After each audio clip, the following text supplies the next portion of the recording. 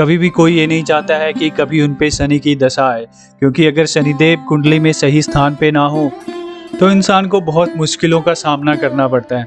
हर व्यक्ति के जीवन में शनिदेव की बहुत अहम भूमिका होती है और अगर कुंडली में शनिदेव सही स्थिति में हो तो वो व्यक्ति बहुत ही कम समय में सफलता प्राप्त करता है। इसलिए हर संभव प्रयास करना चाहिए कि शनिदेव प्रसन्न रहें। पौराणिक शास्त्रों में बहुत सारी कहानियां मिलती हैं जिसमें कि शनिदेव अपनी वक्र दृष्टि जब किसी पे डालते हैं तो उस इंसान को उसके बुरे कर्मों का फल हमेशा देके जाते हैं। और आज एक ऐसी ही कहानी हम सुनेंगे जिसमें शनिदेव बुरे कर्मों का फल देके जाते हैं। एक बार नवग्रहों में बहस हो गई कि नवग्रहों में सबसे उत्तम कौन है। इस बात के निष्कर्ष पे पहुंचने के लिए सभी देवता देवराज इंद्र के पास पहुंच गए। उन्होंने कहा, हे देवराज, अब आप ही निर्णय करें कि हम सब में सबसे बड़ा कौन है। देवताओं द्वारा पूछे गए सवाल से देवराज इंद्र उलझन में पड़ गए। इंद्रदेव ने कहा कि मैं इस प्रश्न का उत्तर नहीं दे सकता, मैं असमर्थ हूँ। फिर इस सवाल का जवाब पाने के लिए सभी पृथ्वीलोक में उज्जैनी नगरी के राजा विक्रमादित्य के पास गए। राजा विक्रमादित्य के महल पहुंचकर सभी देवताओं ने प्रश्न किया। इस पर राजा विक्रमादित्य भी असमंजस में पड़ गए। वो सोच रहे थे कि सभी के पास अपनी अपनी शक्तियां हैं जिसके चलते वो महान हैं। अगर किसी को छोटा या बड़ा कहा गया तो उन्हें क्रोध के कारण काफी हानि हो सकती है। इसी बीच राजा को एक तरीका सूझा। उसने 9 तरह की धातुएं बनवाई जिसमें सोना, चांदी, कांसा, तांबा, सीसा, रांगा, जस्ता, अभ्रक और लोहा शामिल थे।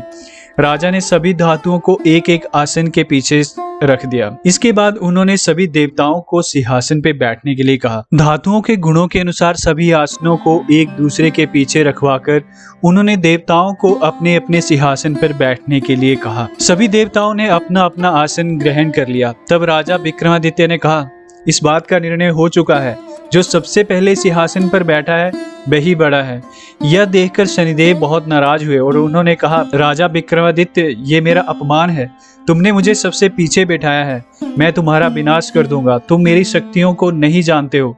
शनि ने कहा, एक राशि पर सूर्य 1 महीने, चंद्रमा 2.25 महीने, मंगल 1.5 महीने, बुध और शुक्र 1 महीने और बृहस्पति 13 महीने रहते हैं। लेकिन मैं किसी भी राशि पर 7.5 बरस रहता हूँ।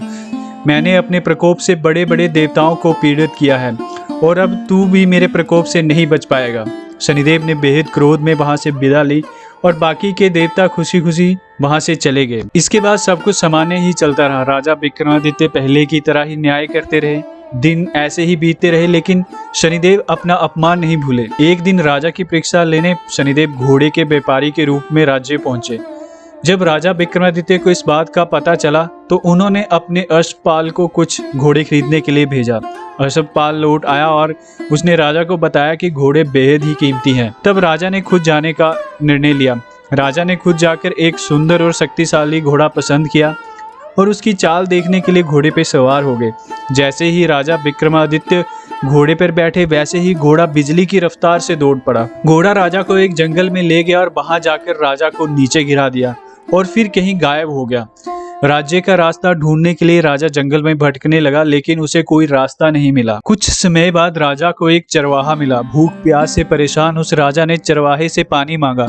चरवाहे ने उसे पानी दिया और राजा ने खुश होकर उसे अपनी अंगूठी दे दी। रास्ता पूछकर राजा जंगल से निकल गया और पास में ही मौजूद एक नगर में पहुंच गया। उस नगर में राजा एक सेठ की दुकान पे आराम करने के लिए रुका।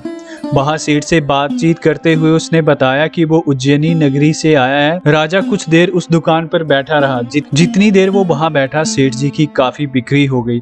सेठ ने राजा को बहुत भाग्यवान समझा। सेठ ने राजा को अपने घर खाने पे आमंत्रित किया। सेठ के घर में एक खूंटी पर सोने का हार लटका था। उसी कमरे में वो राजा को छोड़कर बाहर चला गया।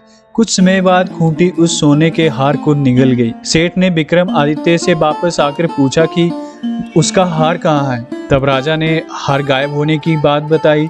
सेठ ने क्रोधित होकर विक्रमादित्य के हाथ पैर कटवाने के आदेश दे दिए क्योंकि उन्हें राजा की बात पे विश्वास नहीं हुआ। राजा विक्रमादित्य के हाथ पांव काटकर उसे नगरी की सड़क पर छोड़ दिया गया। फिर कुछ समय बाद विक्रमादित्य को एक तेली अपने साथ ले गया। तेली ने उसे अपने कोलू पे बिठा दिया। वह पूरा दिन बैलों को आवाज देकर हाँकता था। विक्रमादित्य का जीवन इसी तरह निकलता रहा। राजा के ऊपर शनि की 60 सती चल रही थी और जैसे ही 60 सती खत्म हुई वर्षा ऋतु शुरू हो गई। एक दिन राजा मेघ मल्हार गा रहा था। उसी समय उस नगर के राजा की बेटी राजकुमारी मोहिनी ने उसकी आवाज़ सुनी। उसे आवाज़ बेहद पसंद आई। मोहिनी ने अपनी दासी को भेजकर गाने वाले को बुलाने को कहा। जब दासी लौटी तो उसने अपंग राजा के बारे में मोहिनी को सब बताया, लेकिन राजकुमारी उसके मेघ मल्हार पर मोहित हो चुकी थी। अपंग होने के बाद भी वे राजा से विवाह करने के लिए मान गई। जब मोहिनी के माता पिता को इसका पता चला तो वो हैरान रह गए। रानी ने अपनी बेटी को समझाते हुए कहा कि तेरे भाग्य में किसी राजा की रानी का सुख है, तू इस अपंग से क्यों विवाह करना चाहती है। लेकिन समझाने के बावजूद भी राजकुमारी अड़ी रही। जिद को पूरा कराने के लिए राजकुमारी ने भोजन छोड़ दिया। अपनी बेटी की खुशी के लिए राजा रानी अपंग विक्रमादित्य से मोहिनी का विवाह कराने के लिए तैयार हो गए। दोनों का विवाह हुआ और वो तेली के घर रहने लगे। उसी दिन विक्रमादित्य के सपने में शनिदेव आए। उन्होंने कहा कि देखा तूने मेरा प्रकोप। राजा ने शनिदेव से उसे क्षमा करने को कहा। उन्होंने कहा कि जितना दुख आपने मुझे दिया है उतना किसी और को मत देना। इस पर शनिदेव ने कहा, राजा मैं तुम्हारी प्रार्थना स्वीकार करता हूँ। जो कोई व्यक्ति मुझे पूजेगा, व्रत करेगा और मेरी कथा सुनेगा, उस पर मेरी कृपा दृष्टि बनी रहेगी। सुबह जब राजा विक्रमादित्य की नींद खुली तो उसने देखा कि उसके हाथ पांव वापिस आ गए हैं। उन्होंने मन ही मन शनिदेव को नमन किया। राजकुमारी भी विक्रमादित्य के हाथ पैर देखकर हैरान रह गई। तब राजा ने शनिदेव के प्रकोप की कथा सुनाई। जब सेठ को ये बात पता चली तो वो तेली के घर पहुंचा। उसने राजा विक्रमादित्य से उनके पैरों में गिरकर माफी मांगी।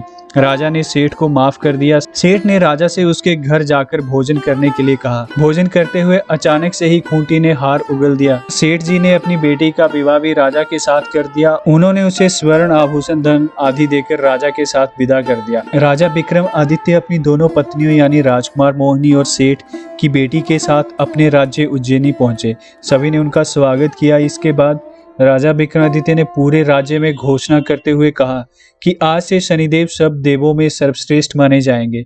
साथ ही शनिदेव का व्रत करें और व्रत कथा जरूर सुने। यह देखकर शनिदेव बहुत खुश हुए। व्रत करने और व्रत कथा सुनने से शनिदेव की कृपा रहने लगी और लोग आनंद पूर्वक रहने लगे। इसी तरह की और कहानियां सुनने के लिए सब्सक्राइब करें हमारे चैनल को। जय शनिदेव।